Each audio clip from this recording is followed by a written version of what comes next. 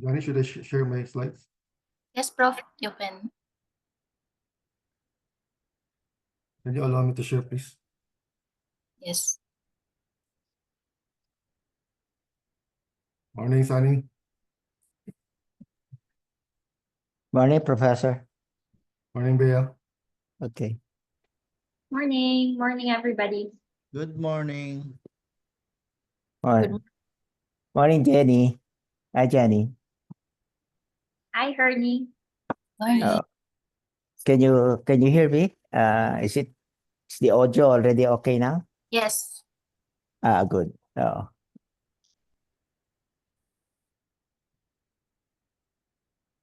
Let me see. Can you fix my view, please? Morning, Ernie. Good morning. Hi, good morning, Harry. Hi. Hi, how are you? I'm good, thank you. How are you? Fine, I'm fine. Okay, I'm fine here. I'm in Cagayan de Oro. This is Southern Mindanao. Yeah. Mindanao. Yeah. You Okay. know Mindanao, Ernie, right? The southern. Yeah, I know. I've been there like 15 years ago, only one time. Oh, you've been here. Yeah, I've been In there. what place particularly? I couldn't remember, but I attended like youth camp program. Oh, okay. You must come back. Visit again.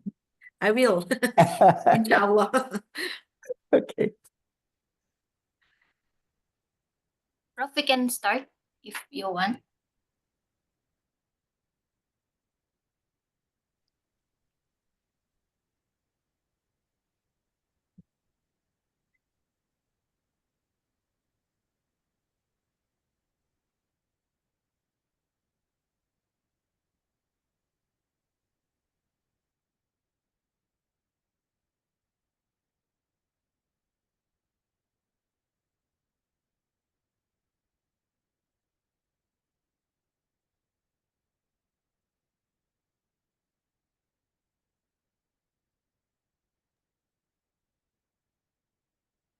Okay, let's start. Good There you go. morning, everyone, and welcome to this presentation on implementing sustainable finance in rural banks in the Philippines and Asia. So I'm Felipe Calderon. I'm the Executive Director of AIM's Jose B. Fernandez Junior Center for Sustainable Finance and the School Head of the Washington C.C. Graduate School of Business.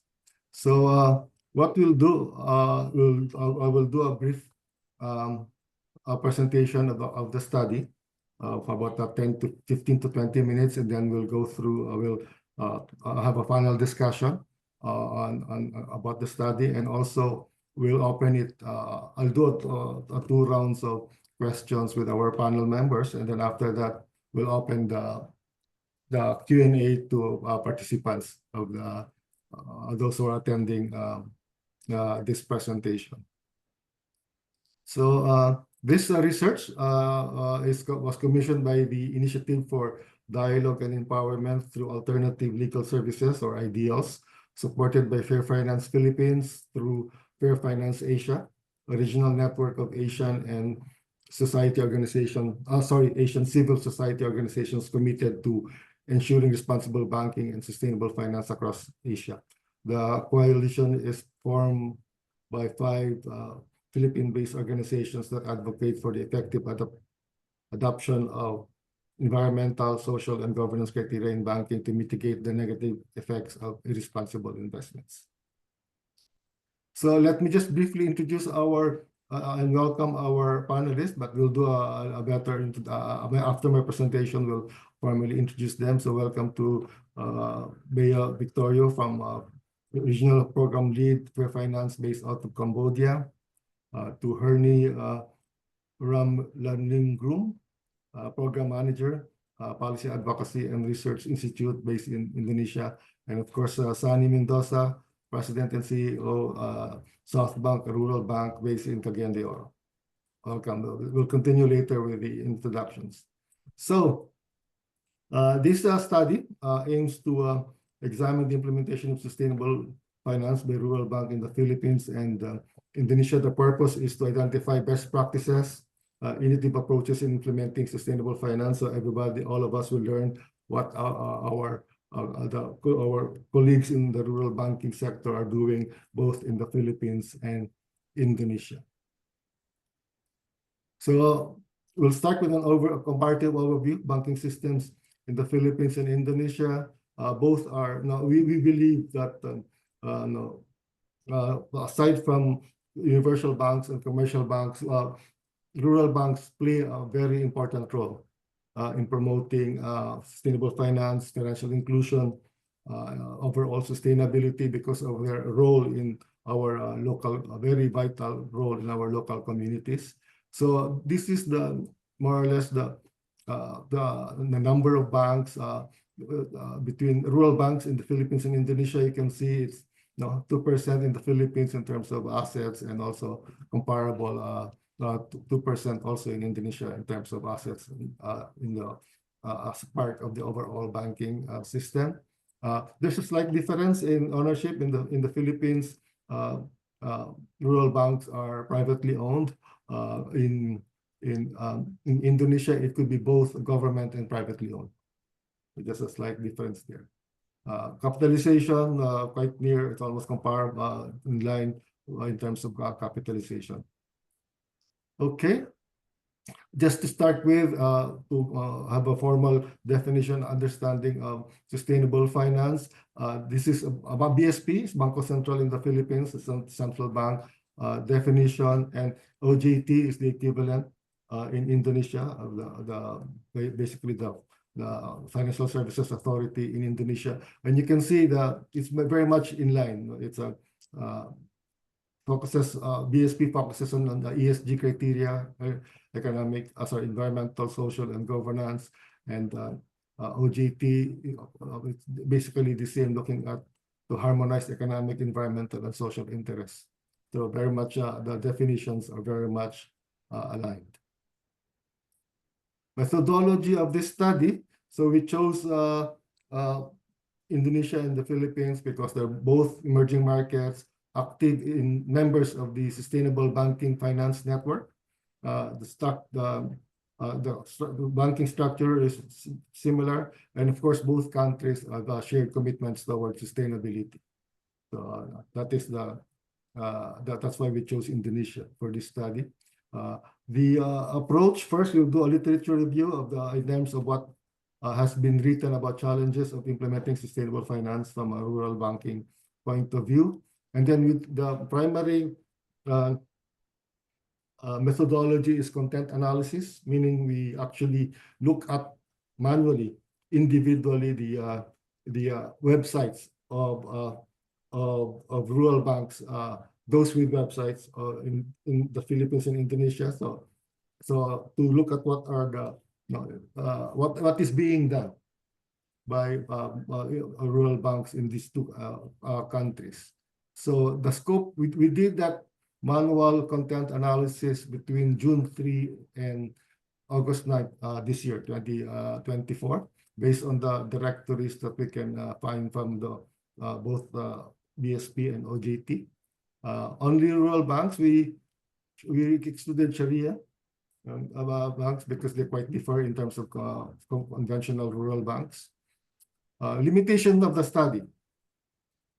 This is meant to be a pilot project, because the intention really is, after this study, is hopefully we can scale up and do an international study of rural banks around the world.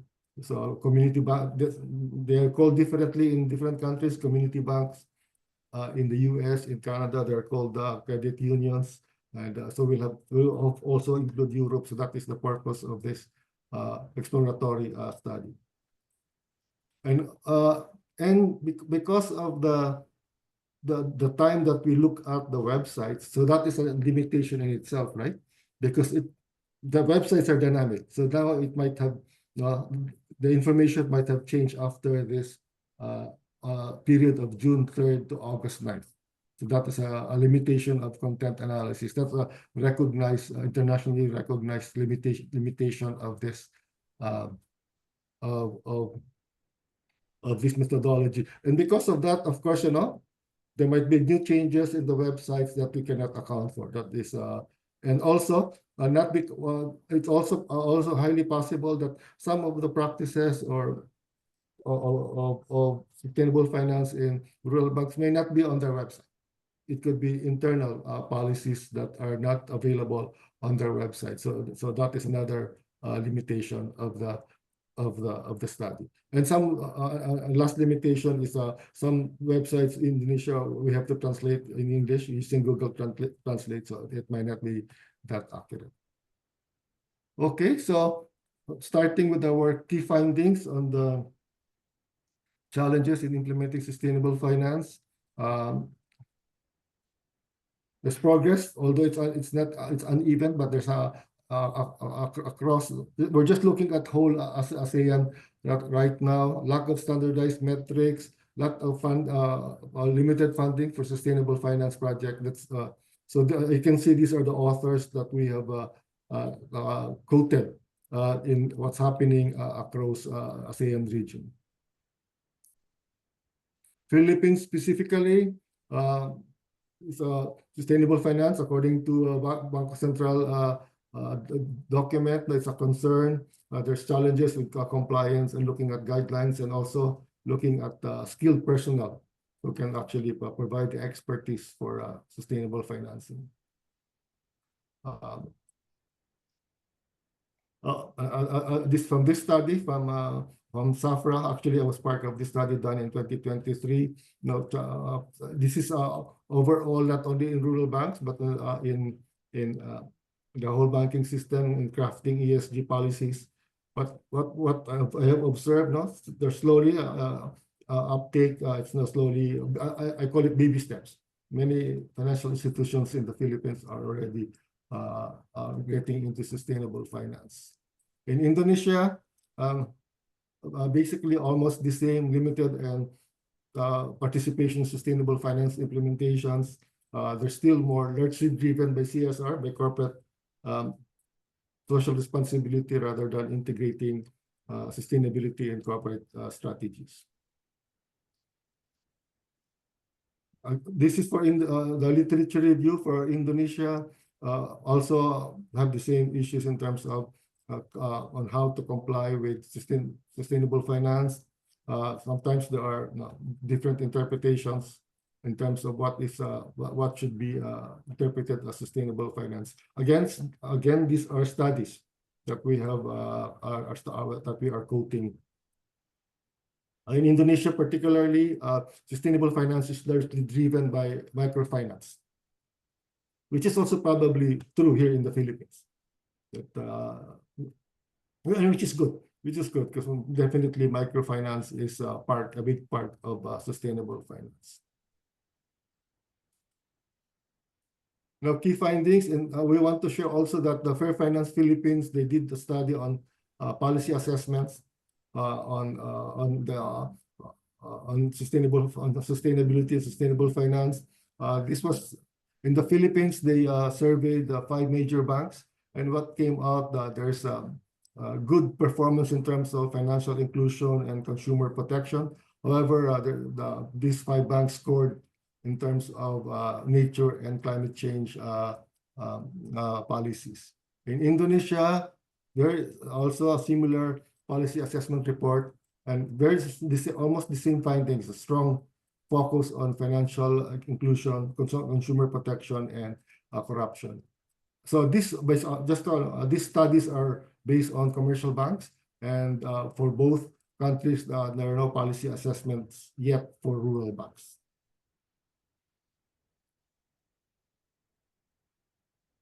Now, when we look at the websites of the 2 countries, there were also annual reports that were available on their website. So these are some of findings that we actually that were disclosed in their website. There's strong focus on board diversity, but gender distribution, and also but there are also factors in terms of they're looking at in terms of how to incorporate that's environment and social criteria into risk rating and also a loan approval matrix. Also, intention to create a sustainable development policy for guidance on the bank's sustainability initiatives. For Indonesian rural banks, what we noticed that on the websites, actually in Indonesian rural banks, they have a separate sustainability report. In the Philippines, the sustainability items are embedded in the annual reports. Indonesia separate sustainability reports. So strong commitment to sustainable development and the triple bottom line. There are also a commitment to avoid borrowers whose operations are harmful to the environment. There are basically also a strong focus on micro and small medium-sized businesses. We notice in Indonesia they have strong focus on CSR projects. They are looking at also on how to the matrix to measure sustainable finance. Right now, the allocation of at least in Indonesia, based on the reports, is less than 1% of the loan portfolio. So these are some of the common findings. Varying interpretations for both countries, varying interpretation ESG initiatives.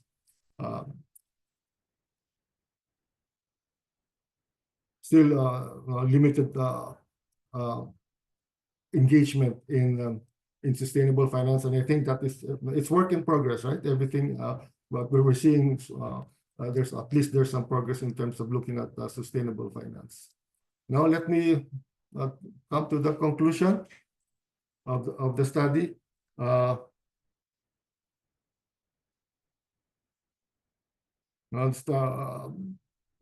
Given the regulations now, both rural banks in both countries are started to incorporate sustainability in their operations, risk management practices, and decision making. There is seems to be a cohesive and consistent approach to sustainable finance. That is required. Rather, so let me qualify that. There is a need for a consistent and cohesive approach to implementing sustainable finance. Some recommendations is I would like to highlight the second point: establish inclusion and exclusion list for sustainable finance. That's one of the best starting point of implementing sustainable finance. Now, by saying, okay, we will only lend to this type of industries or activities. We will not lend to this type of activities. So that's inclusion and exclusion. And also, there's a need for more training programs for bank policies, for bank employees rather. And this disclosure is very important, definitely, to promote so that the market will know what these rural banks are doing in terms of sustainable finance. This is my last slide. Future recommendations for research, like I mentioned earlier. After this, we intend to depending on the feedback that we receive right now, is to scale up this study to cover rural banks in other countries, so we can really look at global practices in terms of implementing sustainable finance. And of course, we look at also we'll look at specific case studies on barriers, challenges, including best practices. And last, there seems to be a strong focus now on the role of technology and digital solutions in scaling up sustainable finance. I think in my mind, a good area of study is the impact of artificial intelligence in sustainable finance. That will be I think an interesting study. That's it. That is my brief presentation, summary of our study, and we can now I can now ask. We'll do the panel discussion. I will ask Johnny, our research manager of the Center for Sustainable Finance, to introduce our guest speaker. Johnny is also MBA AIM graduate 2021 and has 5 years experience in corporate lending and SME lending. Thank you, Danny? Prof. Danny? Thank you, Prof. Felipe, for the introduction. And we are pleased to introduce today's panelists. So our first panelist, can you move the slide, Prof? Is Bernadette Victorio. So she is an international development and finance specialist with extensive experience delivering high-impact initiatives in a variety of strategic management and policy advocacy roles in organizations, including ADB, German International Cooperation Agency, GIC, and Alliance for Financial Inclusion. So she has a proven track record in influencing policy discussions on financial inclusion, sustainable finance, and ESG investment transparency and accountability. So she is actually originally from the Philippines. She has lived and worked across highly diverse development and cultural contexts in Asia, including Japan, Thailand, Malaysia, and Cambodia. So let us welcome Ms. Bernadette Victorio of the Regional Program Lead of Fair Finance Asia. Our next panelist is the President and CEO of Southpac Inc. So he held the position since 2013. In addition, he is currently serving as the Director of Gopel Finance Corporation and Factors Lending Corporation. So he has over 40 years of experience in the banking industry and held leadership position in several prominent financial inclusion institutions here in the Philippines. In PNB, Republic Planters Bank, he also served as Vice President and Regional Head in Mindanao at Land Bank of the Philippines and BDO Unibank. So let us welcome Mr.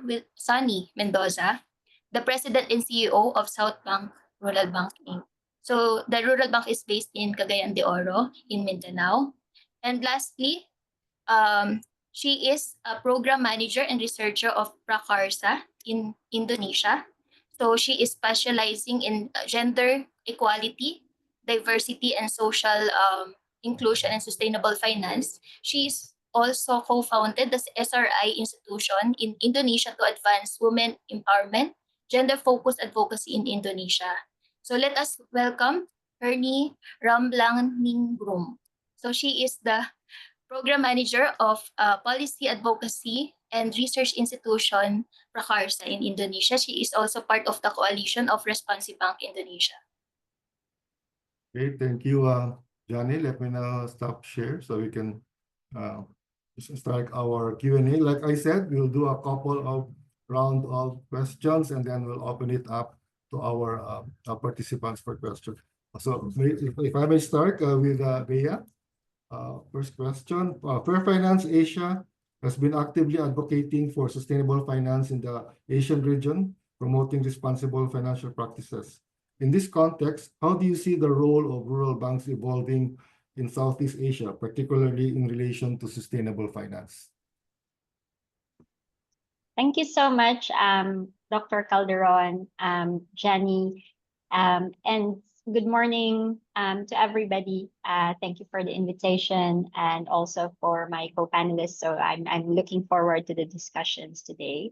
So to answer the question, indeed, yes, Fair Finance Asia, which started in 2018 and is currently operating across 10 countries in the region.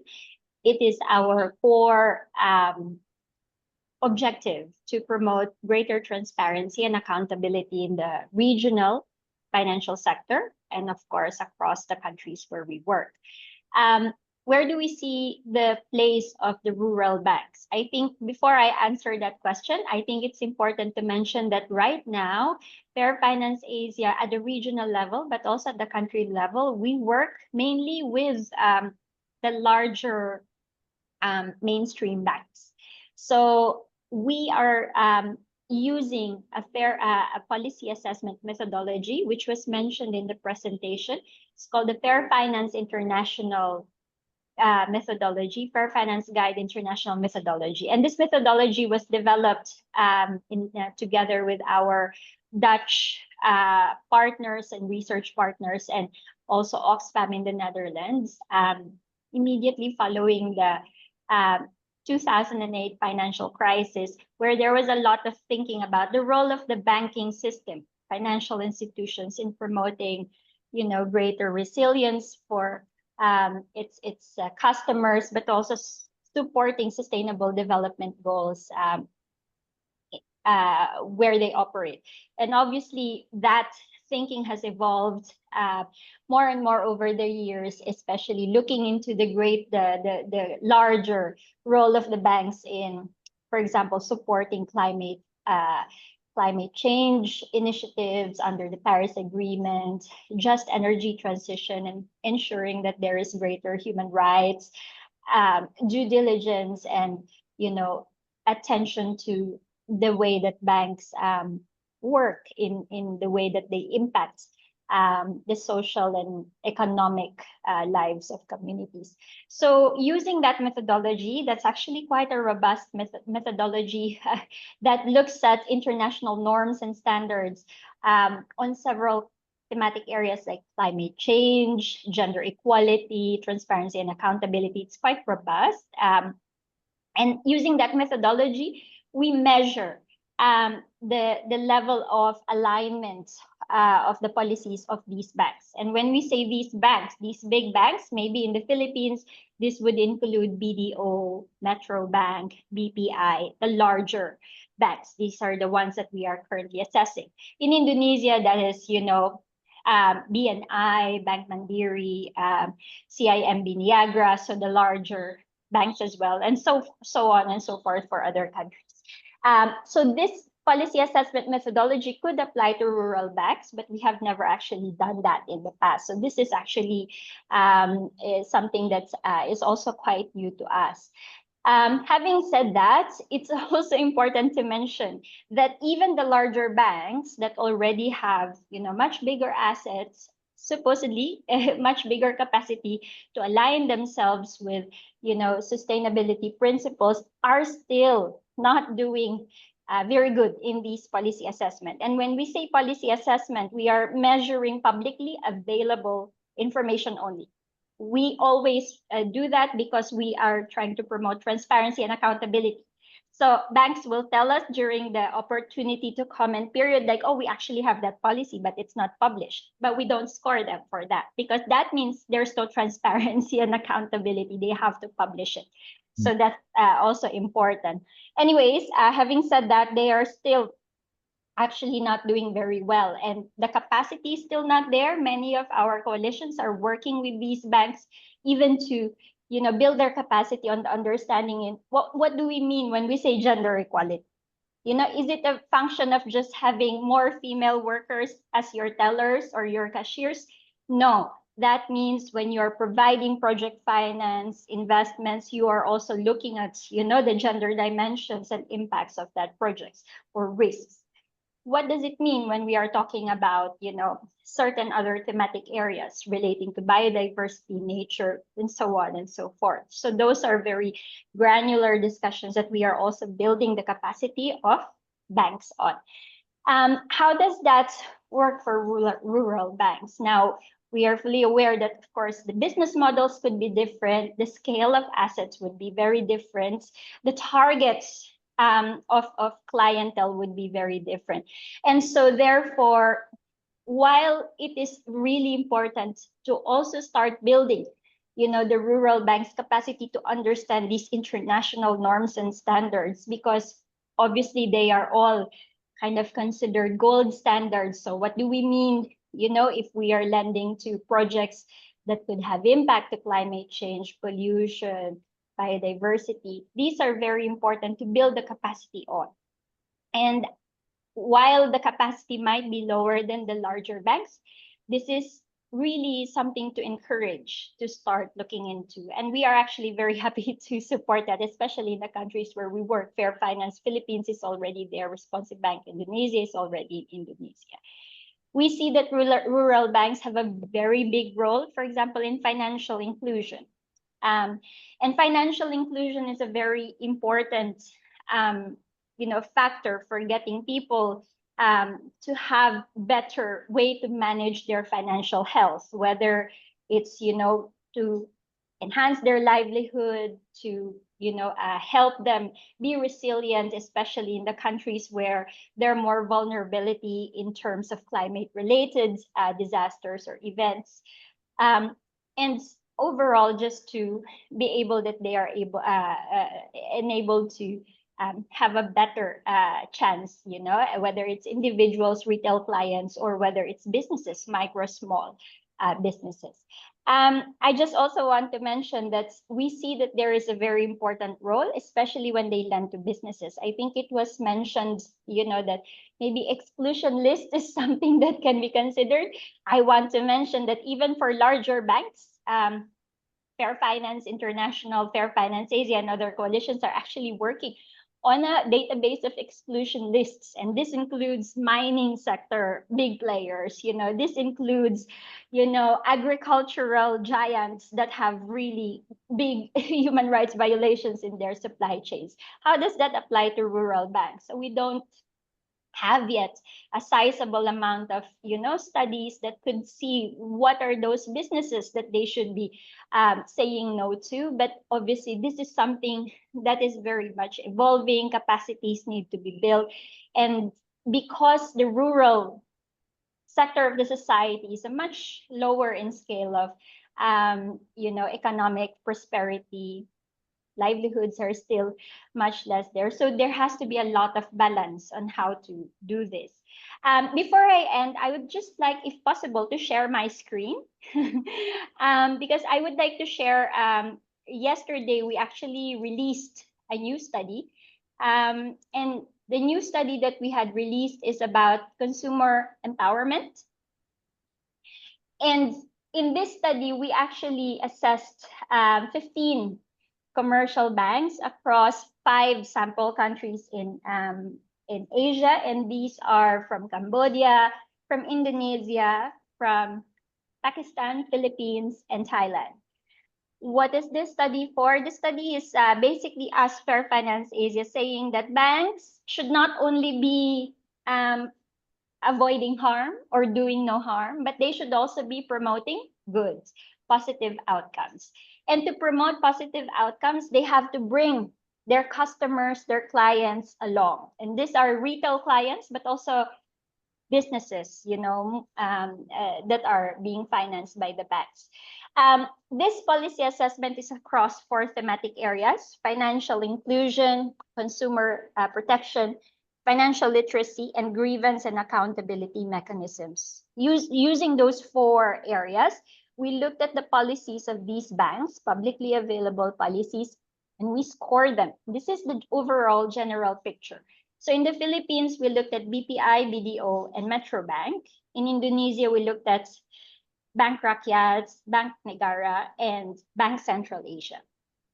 And the other banks are also there. And you can see, I hope you can see my screen, right? Yes. Okay, and you can see the scoring. Sorry, I don't have, this is this is the document. I don't have a PowerPoint presentation because it was just released last night. You can see how the banks are rating in terms of those 4 thematic areas combined. How they are promoting consumer empowerment, how they are promoting consumer protection. And we can see that there's a lot more work to be done. This is on a scale of 10. And the highest are BDO and BPI, but still at 5.3. Now this report goes on to detail those thematic areas. I'm happy to drop this in the chat so you can have a look at it and you can refer to it. But essentially, this gives us a picture of what it looks like in mainstream banking already. And maybe this also gives us some reflection on how this can be also applied for rural banks later on. So sorry about that. It's quite lengthy, but thank you. And looking forward to further discussion. I'll drop the link to this study in the chat. Okay, thank you, Bea. Thank you very much for that you're sharing this new study. Thank you. Moving on, Hernie, I have my question for you. What lessons from Indonesia's Sustainable Finance Roadmap, Phase 1, can be applied to rural banks to accelerate their ESG adoption? Yeah, thank you, Felipe.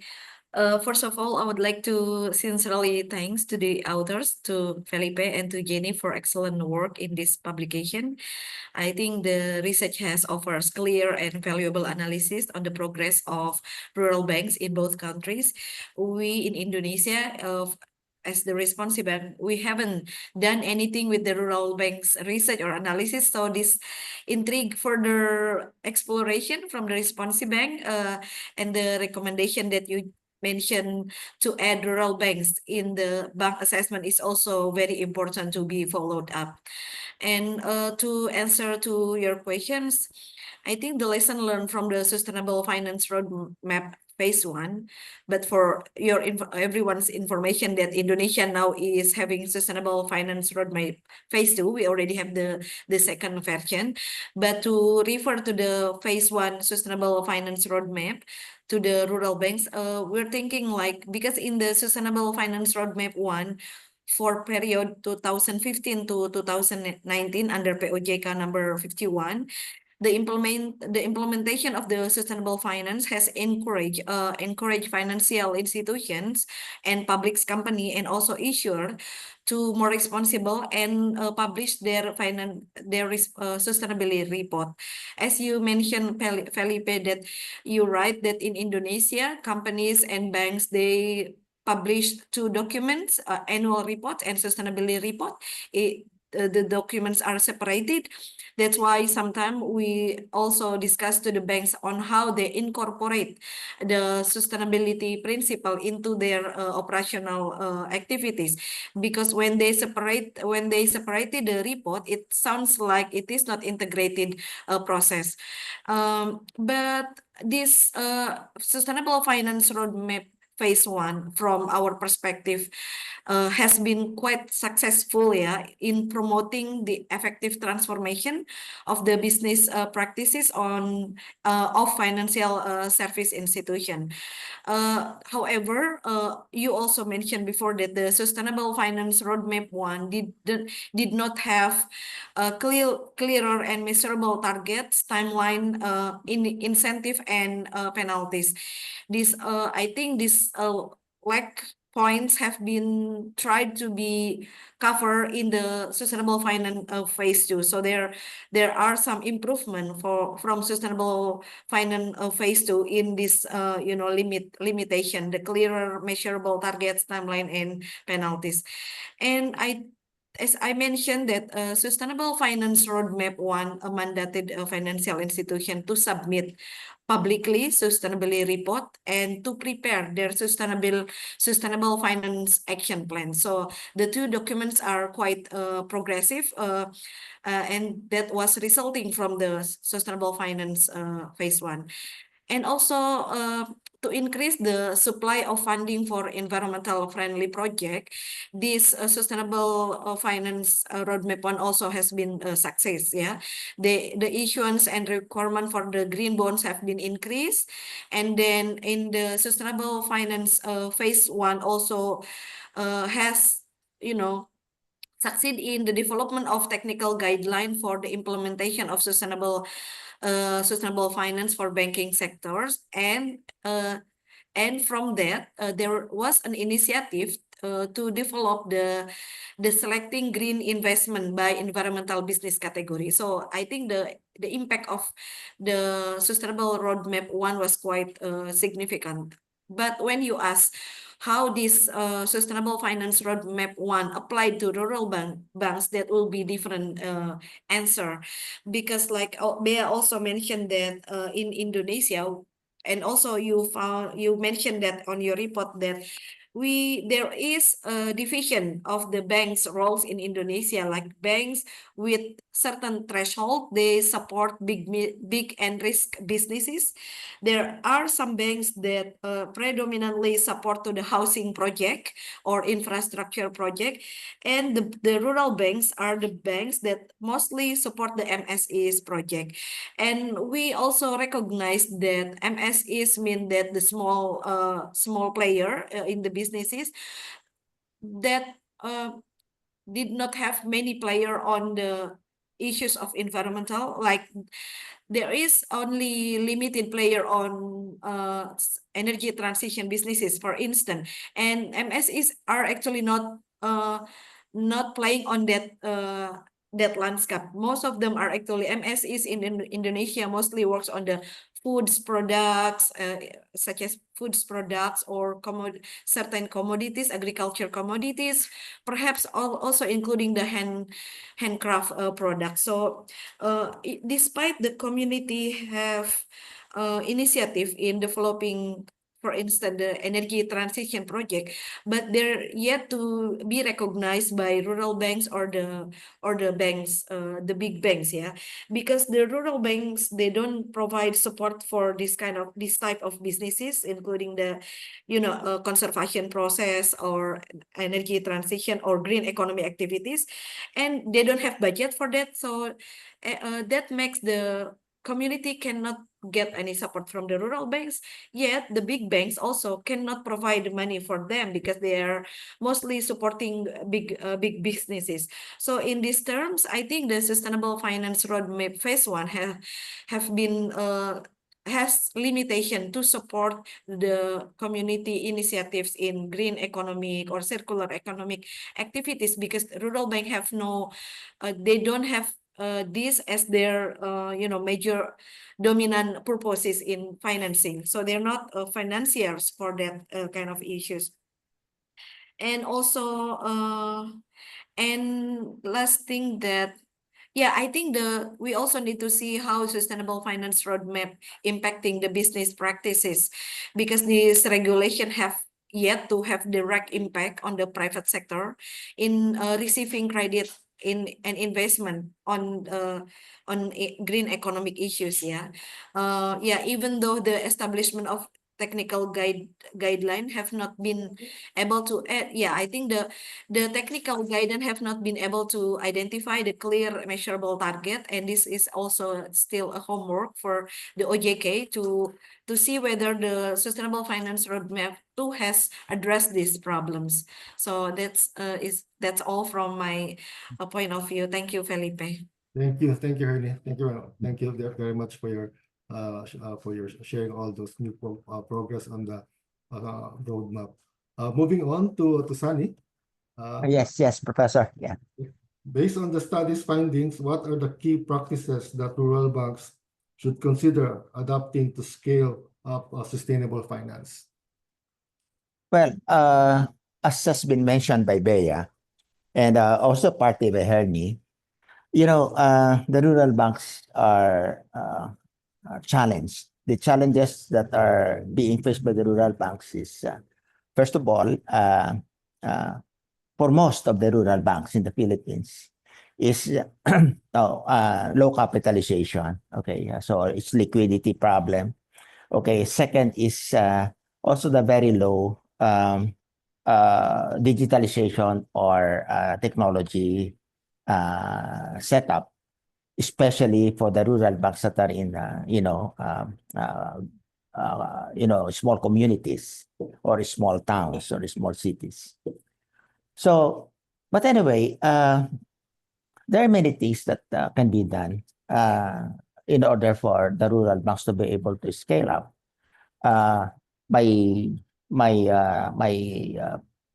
My take on this is that the rural banks cannot do this alone. The rural banks have to have some support, and the support basically would be from the government, because there are rural banks that are quite in the Philippine setting. There are rural banks that are big, almost almost like a small commercial bank already. There are also rural banks that are more or less in the middle setup, and there are also rural banks that are very low in terms of equity, in terms of operations, in terms of being able to help and to being able to be uh, you know being able to really participate in sustainable finance. Now, however, these rural banks are spread all over the country. Okay, and they are very they are actually strategically set up in the various areas, and they can be a big help. They can be a big help. Scaling up would need really support, and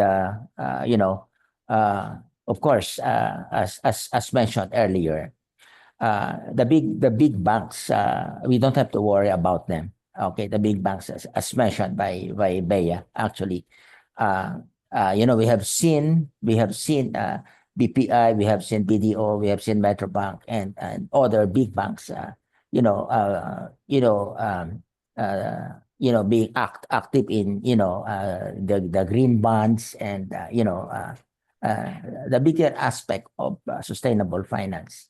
But then the rural banks need help, and I think aside from the initiatives that are being done by the Bangko Sentral ng Pilipinas, by BSP, the rural banks need help from the government, and particularly from the local government units or LGUs where they are situated. Okay, so to scale up would need community build up. What I'm saying is the rural banks, in our case, we are financing individual consumer clients, particularly salary loans for teachers, for Department of Education teachers.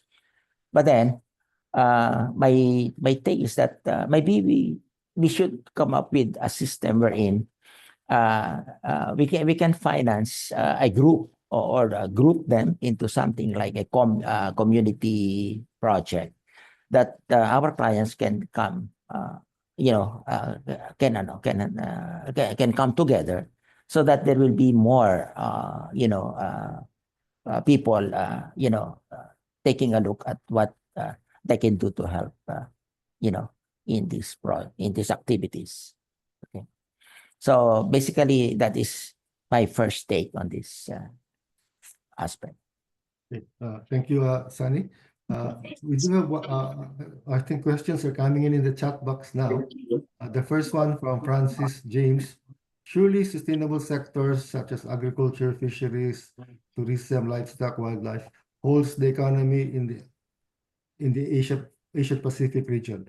Implementing sustainable finance in rural banks is really a way forward. However, do we have any program or mechanism in place to ensure that we get 80% of the rural population included in the rural banks in this case? Just to follow up on that, can we be able to open up space for them to invest in any sort of area of concern so that we can maximize their income sources? Anybody would like to take that question?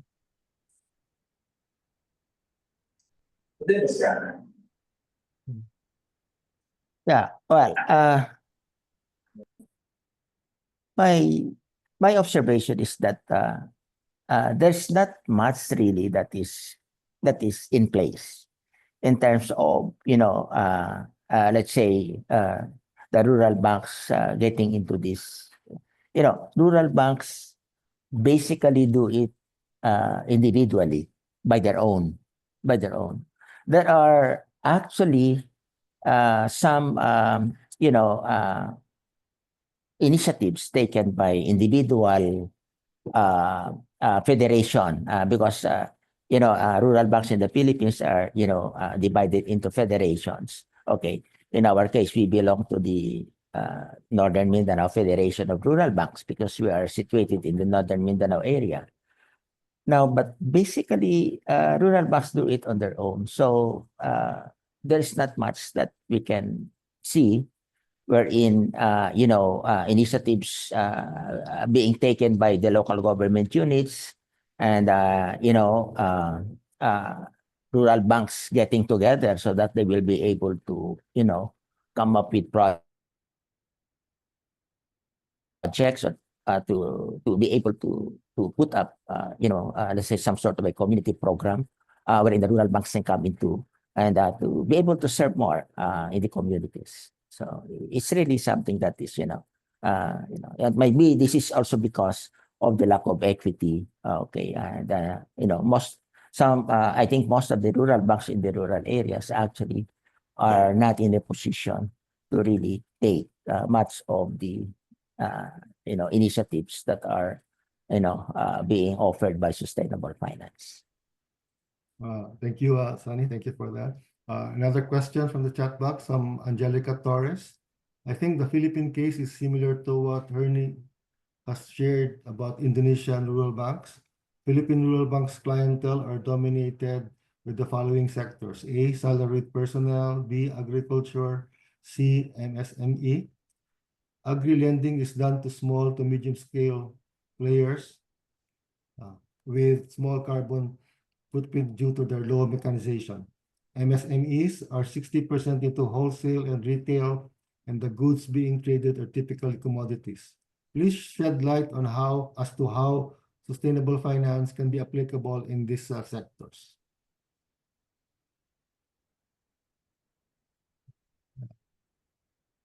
Bea, would like you take a shot at it? Yeah, sure. I think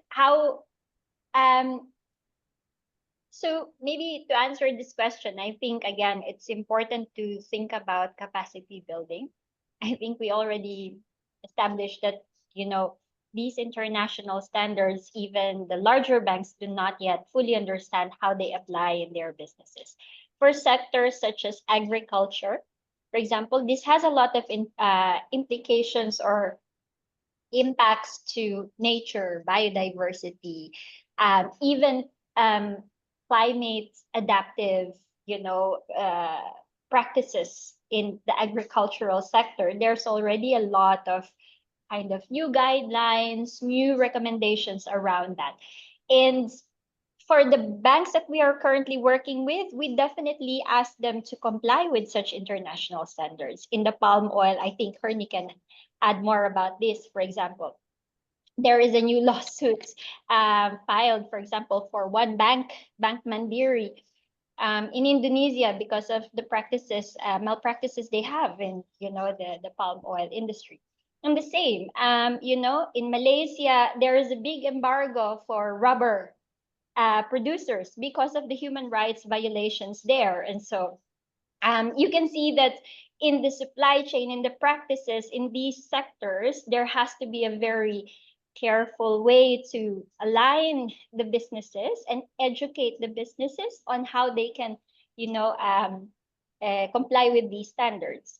But the banks need to understand those standards as well. They have to understand what am I screening for when I'm looking at a financing, a request for a loan. What are the indicators that I'm asking my business partners to do? These conditional this lending conditions that we are asking them to include definitely has something to do with that. And so for rural banks, just taking again the example of agriculture or other sectors that are mentioned there, maybe not the salaried personnel, but for sectors that are relating to livelihoods, then it has to be built, their capacity to understand how these businesses, even micro and small businesses, can also be, educated in order for them to have better business practices so that they become, also a way to encourage the others to follow suit. But then that requires capacity building, and there has to be an investment there. And Sunny mentioned it, that they cannot do it by themselves, and therefore I want to bring in here the angle of regulation. A lot of the progress that we experience in financial inclusion in Asia has actually been through very, very active financial regulation, push by financial regulation. And because of that, we see some progress already across the countries where such regulations have been active. And so I think here we also have to have a kind of advocacy towards our financial regulator to pay greater attention on how the practices of these banks, can be further enhanced or improved by having better regulations on what is needed, for the building of the capacities to understand sustainability practices, or to allot resources towards that. Even what was mentioned by Sunny on digitalization, I thought that was also a really important point, that digitalization is really important to promoting transparency and accountability. And also, a lot of the systems can be calibrated for better, monitoring of environmental, social, and governance criteria if you have digitalized systems. So, Thank you, Bea. Felipe, Bernie, can I follow up to what Bea explained?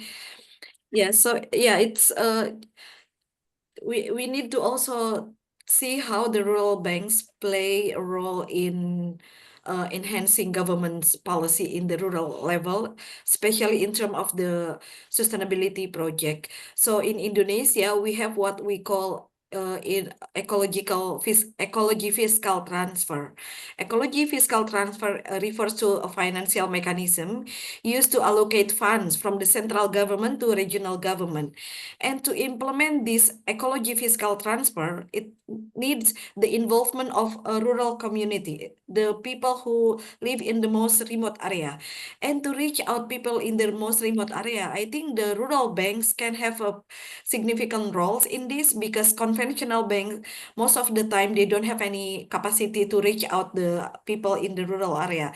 So the rural banks have this capacity because they can reach out, and they are exist in the middle of people in the most rural place.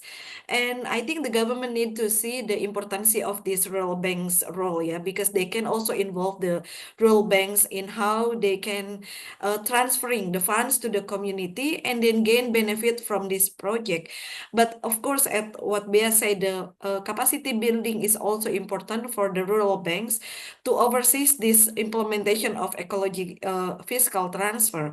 And the second project that is use huge funds of money from the government is debt for nature swap. Perhaps most of you have heard about this. And debt for nature swap is a portion where the country debt is forgiven, and to exchange debt, there is a commitment to invest in environmental conservation project. And in Indonesia, we have a lot of we have huge money from this project, around like 35 million US dollars has given by the central government to the local government. And we don't see the roles of the rural banks in implementing this project, where these rural banks actually can reach out easily to the community and can enhance their own capacity, including enhance the local community capacity, because this debt for nature swap is also contained of the economic empowerment principles. Thank you. Back to Felipe. thank you. Thank you, Bernie, for sharing. Yeah. Sunny, you want to? Yeah, I'd like to, what Hernie was saying is really true. The government is actually in the Philippines, the government is actually using the rural banks for fiscal transfers of money from government. For example, being distributed to the people in the rural areas. Well, of course, the conventional banks, the bigger banks are actually mostly in the cities, in the big towns and big cities. But the rural banks are the ones who are actually in the middle of, the communities. And this is actually really being done already in the Philippines. And I think the rural banks are, very active in this. Okay. And, another thing is that in terms of policy directions, I think and regulations, as what Bea was saying, I think our own BSP has a lot of regulations already in place. In fact, there's a long list of the regulations that are being that BSP has already published publicly. But the way we look at it, some of the smaller rural banks really cannot, comply with what the policy is, asking. So maybe there is a need really to have, some sort of a categorization of, the size and the reach of the rural banks, so that the smaller ones can do it gradually, going up to the higher level. Okay. That's it. That's what I have there. Thank you, Sunny. Johnny, you'd like to add something? Yes, I'd like to add. So based in our study, there are actually some rural banks explicitly mentioned on how they can incorporate ENS factors into their financing. So they mostly serve the agri and MSME, and we all know that actually the banks can be the drivers of sustainability. So being drivers of sustainability, they can actually influence on how they can educate their clients on how they can integrate sustainability consideration in their businesses. So even they are only MSMEs, they in small ways they can integrate it in their operations, and the banks can actually help on that. And also in the loan approval, they can also include it in their matrix na some conditions on how they can for example, in terms of number of employees or how they can help provide access in kumbaga good practices in their operations, they can actually include that in the loan approval. And it always depends on how much will be loaned. So the higher the loan, they can also include some uh, conditions on that before, or just conduct a post validation on loan proceeds if they are really doing sustainability practices, so they can really be an influence, a driver of sustainability. Thank you. Thank you. In the interest of time, because we only have 10 minutes left for the panel discussion, I apologize for those who have posted questions, Joseph and Alexa. But instead of answering those questions, maybe I'll ask our three panelists your final thoughts to wrap up the panel discussion on this topic. We start with Bea. And, Thank you so much. This is really interesting discussion, and congrats again on the paper. Looking forward to further discussions on the next steps. I think my last of thoughts and main takeaways from the discussion is that firstly, there really has to it's this study highlights, the gaps in terms of understanding the capacity that need to be built in rural banks to understand what is sustainable finance. What are we talking about when we say sustainable finance, and how does that apply to their current policies and practices? Secondly, I think it's also important to highlight the role of regulation. I also like that point to make sure that there's a differentiation between, the types of financial institutions that are adhering to certain regulations. I mean, obviously, that creates a very big difference, I think, in the effectiveness of the implementation. But I think for many countries in Asia that have, as robust financial systems as Indonesia, as Philippines, regulation is always kind of all very important because it steers the direction where we want to go. So perhaps this is also something that can be used as a way to advocate and educate or build the capacity and understanding of regulators also on the challenges that are being faced by financial institutions.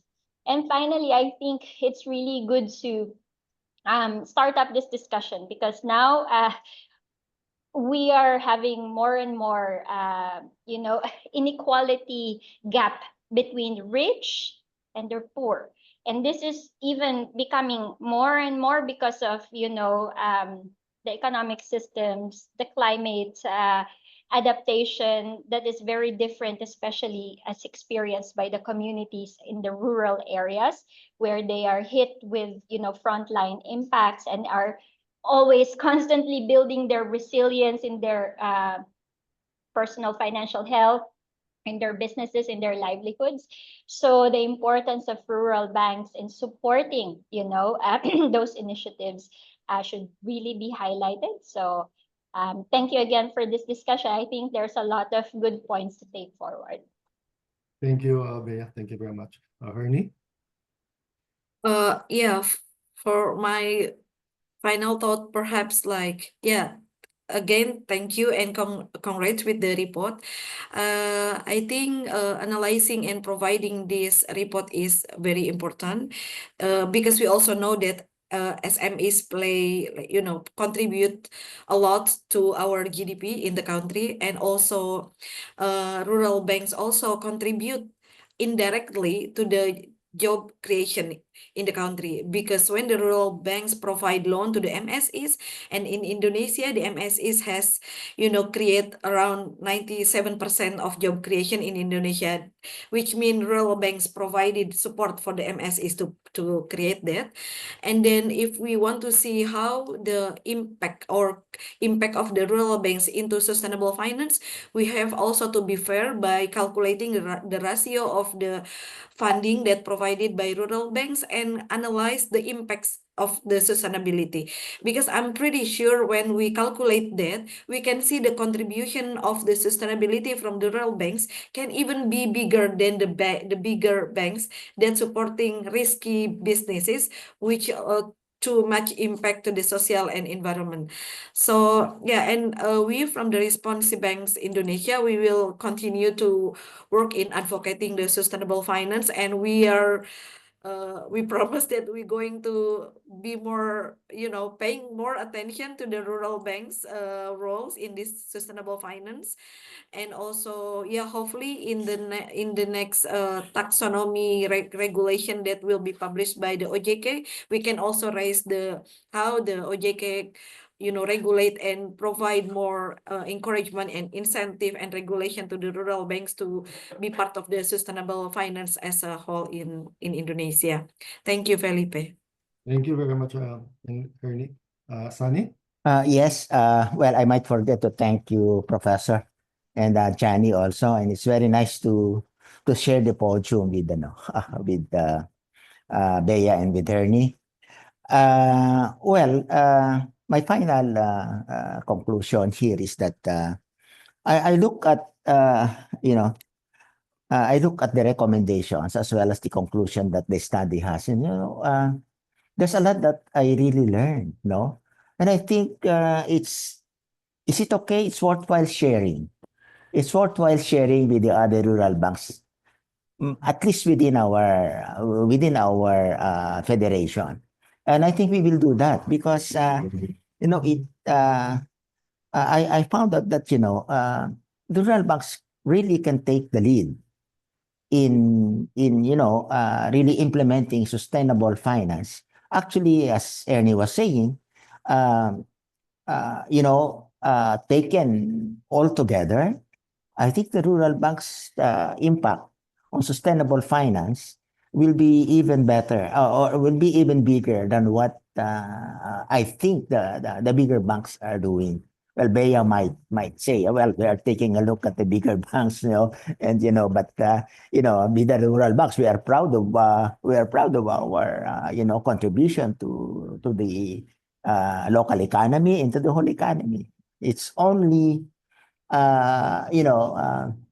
are actually not really discouraged, but that the situation is that the rural banks in the Philippines are getting smaller and smaller in number, and I think this should be rethought. I think there should be a policy that should really encourage, after the sort of the cleanup, the rural banks really cannot cannot, make it, okay, but then there should be, I think, a whole of government approach to this. Encourage more rural banks, encourage the creation of more community banks, okay, in the Philippines. And I think this will really be very good for the economy and for the country as a whole. Okay, thank you very much, Professor. Thank you very much, Sayan. Again, thank you, everyone.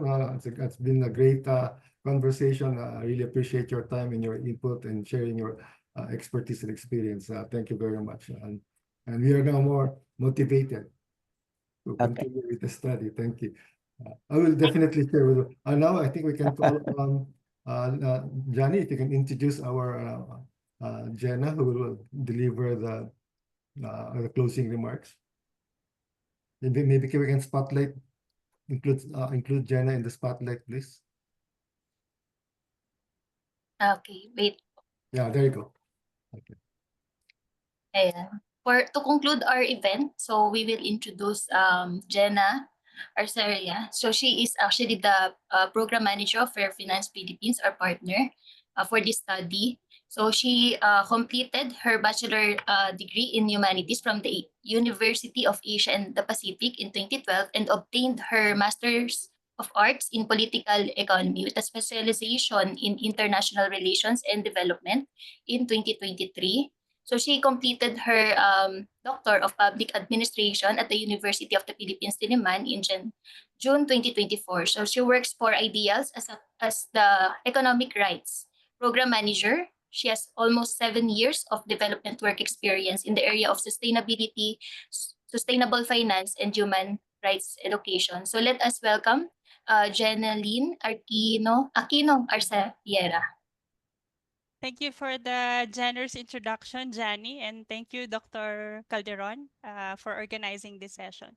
So on behalf of Fair Finance Philippines and Ideals, we'd like to thank again our esteemed and knowledgeable speakers for today's study launch. Specifically, we'd like to thank Ms. Bernadette Victorio, FFA Program Lead, Mr. Wilhelmino Mendoza, South Bank President and CEO, Ms. Hernie Ramlaningrum, Prakarsa Program Manager, and of course, Dr. Felipe Calderon and Ms. Jani Sumage from Governor Sevi Fernandez Jr. Center for Sustainable Finance. So as reiterated by our speakers, we do recognize the vital role of rural banks in driving rural economic growth. And this is all because of their strategic geographic advantages and extensive networks. And as a representative from Fair Finance Philippines, I'd like to echo what Bea mentioned a while ago, that we think it would be a strategic move to include really rural banks in Fair Finance Philippines and Responsive Bank Indonesia's future bank policy assessment, because to date, there's no policy assessment being conducted for rural banks in both countries. And as mentioned, the bank policy assessment is limited to selected commercial banks. And as we move forward and with all the regulations coming in, we think the bank policy assessment would be helpful for rural banks to assess the quality of their sustainability and ESG policies, and of course, promote transparency and accountability among these banks as well. That's it from my end. Thank you once again for your participation and commitment. Have a nice day. Thank you, Jenna. Before we wrap up, I'd like to thank all our participants. Thank you for sharing your morning with Half. Again, thank you, our panelists, Bea, Bernie, and Sunny, and Johnny. Thank you, and Jenna, thank you. Thank you, everyone. Have a great day. Thank you. Bye-bye. Lastly, for a group photo, if we can. Just to document. Okay. Someone from development team will screenshot the photos. Okay. Please open your video for a while before we end the session. And so we'll take the photos. Miss April, is it ready? So 3, 2, 1, smile. Another one. You want Waki? So 3, 2, 1, smile. Yeah. So thank you again. Thank you for your participation. Thank you. Thank you. Thank you, Bye-bye. everyone. Thank Have a good you. day. Thank you. Day.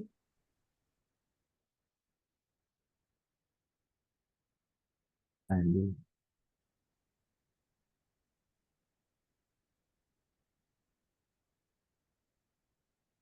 Ganito talaga ito, pare.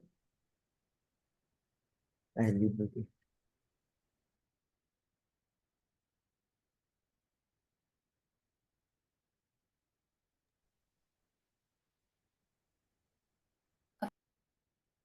Good job.